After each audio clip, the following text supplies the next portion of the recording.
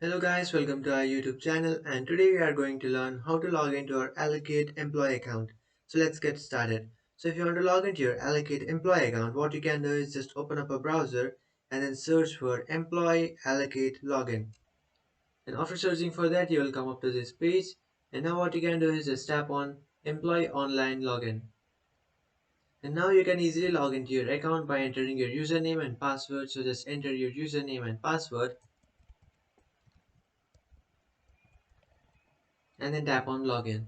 And after tapping on login, you will successfully log into your account. But if you have forgotten your password, what you can do is just you can easily reset your password by tapping on forgot password. And after tapping on forgot password, you just have to change your password and create a new one. And after doing that, you will have to come back to this page and just enter that new password that you have created. And after entering that new password, just tap on login. And after tapping on login, you will successfully log into your account. So that's it guys, this is how to log into your Allocate employee account. If you find this video helpful, don't forget to like and subscribe to our channel. If you have any doubts, feel free to comment below. Thanks for watching.